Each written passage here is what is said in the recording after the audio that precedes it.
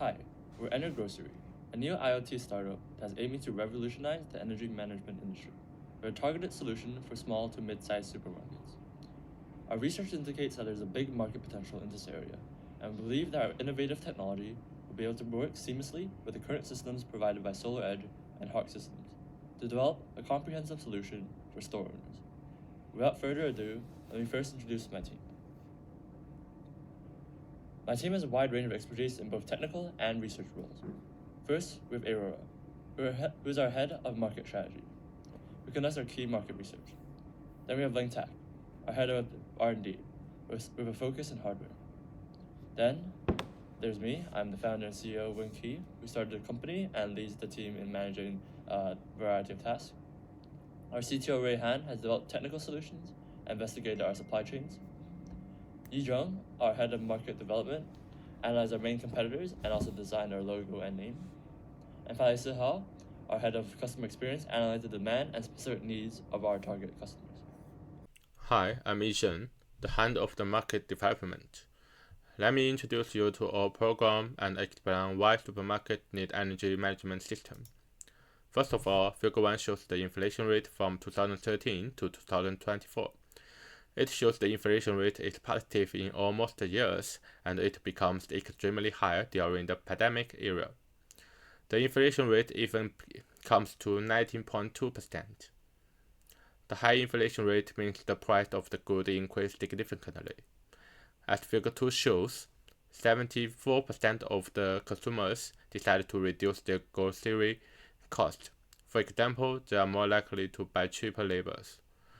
So, we can see from the Figure 3 that the market share of the Aldi keep increasing, but the market share of the Morrisons keep decreasing. That's because the Aldi is the cheaper labels. Since the consumer are willing to choose cheaper grocery, the grocery is not allowed to increase price, so the grocery it can only reduce cost to get higher profit margin. For this page, Figure 1 shows the profit margin is very low after pandemic era. It's necessary to find the disruptive factors to increase profit margin in Figure 2. The vertical coordinate of the Figure 2 means the expected lasting time of the disruptive factors, and the horizontal coordinate means the effect on the earning. The business wants the factor to last more time and earn more, and the top right region of the figure shows the significant disruptors. For example, the energy cost is one of the most significant disruptors. Especially, the report shows the energy bills increased by around 70% in 2022 due to the rising electricity and the gas price. After breaking down the cost, there are more reasons to reduce the cost by managing energy. Figure 1 shows that the engine is easy to control, reduce fast, and have low implementation risk. The Sainsbury's success also proves the feasible of reducing energy cost. The breaking down of the cost of Sainsbury's shows it saves 400,000 in energy each year. Next, let's invent the hand of the strategies and the consumer experience, Aurora Liu, to introduce the market. Thank you. I think now it is very clear that the UK grocery retailer, they have an urge to reduce energy costs due to price inflation. So now the question is, what is the exact demand of them? So if we're looking at the global energy management system, the market size is expected to reach $132 billion by 2030 with a compound growth rate of 15.7. And if we're specifically looking at the UK's beauty energy management system market, it is expected to grow to $1,137 million by 2026, and such rapid growth is driven by two market drivers. So the first is government regulation, as by 2030 it is expected that all commercial buildings reach an EPC standard of Grade B. And also this is driven by the investment in sustainability, as only 13% of the youth does not have plan next year to invest in sustainability related topics. And if we have a close look at the market, we can see the market is currently dominated by the hardware providers, which is beneficial for us as it gives us lower supplier bargaining power due to the upstream competition. However, it also makes us wondering, so why the service or the solution provider takes less market share? So now I will hand it to my colleague Rehan to better explain this point. At the top, you will see a static bar chart representing the number of deals per year by funding type: accelerator, angle, seed, early stage VC, and later stage VC. The green line running across these bars shows the total capital invested annually. Over time, this line gradually trends upward, which tells us more money is flowing into BEMS overall. However, most of that growth ends up in later stage VC, especially from around 2018 onward, leaving pre-accelerator and angle categories very limited. Below, there is a horizontal bar chart that breaks down the proportion of each deal type. Here you can see a similar pattern. Later stage VC segments grow more dominant, while pre-accelerator and seed remain slim. This indicates that startups trying to rise their first round of funding face a funnel better, as investors seem to prefer mature ventures that already have traction. On the right, the table of average deal size provides a clear comparison. Pre-accelerated deals over around $0.04 million, whereas later stage VC deals can exceed $7 million. That's a huge gap, and explains why early stage teams can lack the resources needed for R&D, testing, and eventually market launch. In other words, even though the total funding appears to be increasing, it's not distributed in a way that favors brand new companies hoping to develop advanced BMS solutions. Turning to next page, we see two main categories of barriers. First, regulatory barriers like GDPR and the PSTI Act impose strict rules for data protection and connected device security. Failing to comply can lead to fines or lost market access. Second, technical barriers include complex IoT setups, patent concerns, and the need to integrate with existing supermarket systems. This adds major costs and risks, especially for startups that still struggle with limited capital. In short, limited early-stage funding, regular regulations, and technical demands together from high entry barriers in the UK BMS market, making it challenging for new entrants to scale. Currently, most building energy management systems on the market come from large companies such as Siemens, Honeywell, and Schneider Electric. These systems are suitable for large buildings or industrial sites, but they were not designed with small grocery stores in mind. Supermarkets and convenience stores make up the largest part of the market, while some first-tier supermarkets already have their own systems. Many second- and third-tier supermarkets and local convenience stores are struggling. Their energy bills are rising sharply. For instance, the cost for Iceland Food jumped from about £95.7 million to £163.2 million. Since most small supermarket owners bear the costs themselves, they have very limited budgets. They rely mainly on simple fixes like LED lighting and chiller doors because they can't afford expensive, complex systems or the time to manage them.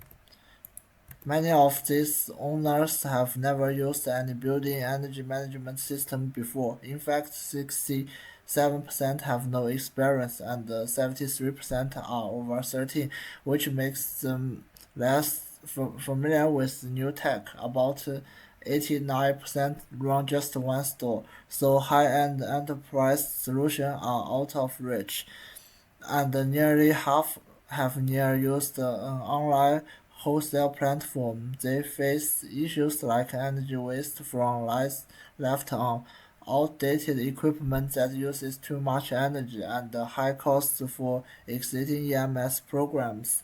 Plus, they are unsure how to meet government energy standards. That's why our target consumers, small and medium-sized supermarkets and convenience stores, need a simple, affordable, plug-and-play EMS solution. Our product is designed specifically for these users, and now our head of research development will explain our solutions in more detail.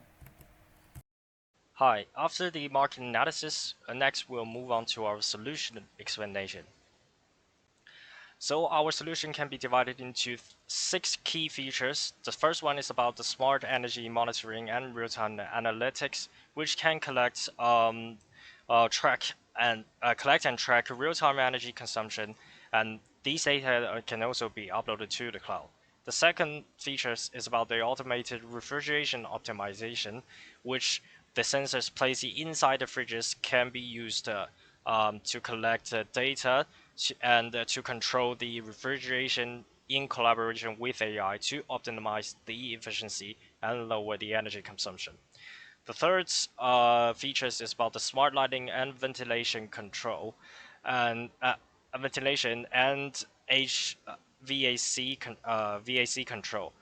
In collaboration with the temperature, humidity, and lighting sensors, the weather can be detected, and then the lighting and the ventilation can be controlled based on that.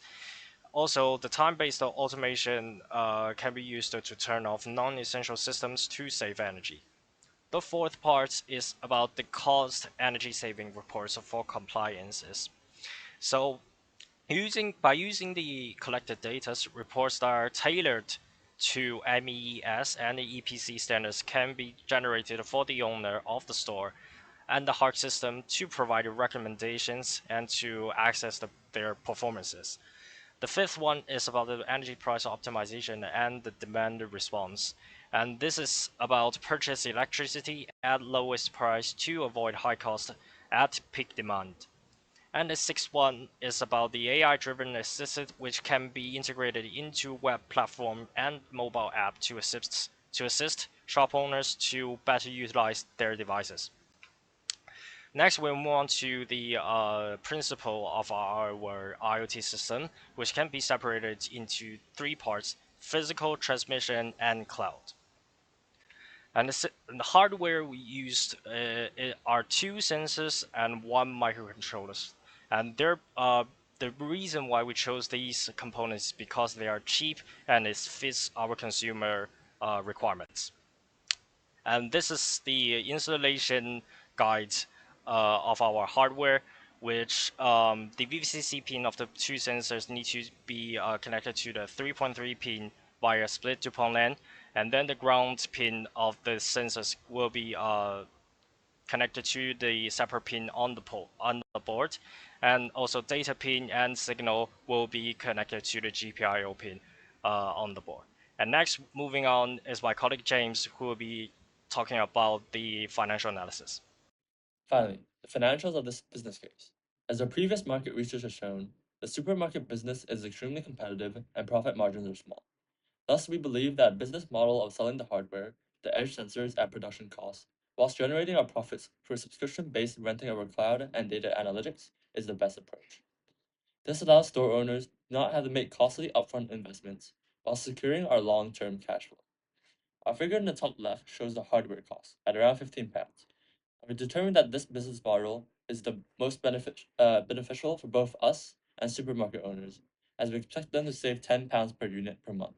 We're focused on refrigeration, as that's one of the biggest energy users. By charging a £5 fee, the expected payback period for the owner is 3 months. We're looking for partners in this business opportunity and are asking for £500,000 for 20% of our company's equity. We'll be using this capital to aggressively expand in the market, with our first stage goal of reaching 10% of the market within 3 years, with more ambitious plans in the future. A preliminary NPV calculation of this first stage, assuming 2, 5, and 10% of market share in the first 3 years respectively, generates an NPV of above $250,000, comprising an above 50% return on investment. To summarize, our market research has shown that there's a clear potential of large growth in the field, and with a high barrier of entry, we believe that our cooperation with SolarEdge and HART Systems will enable us to dominate the market in the future. We're carefully chosen target market has been neglected, and we can unlock this technology for more business. This is firmly backed by our financials that shows clear promise that this venture can be an outstanding success. Thank you, and here are some references for our research.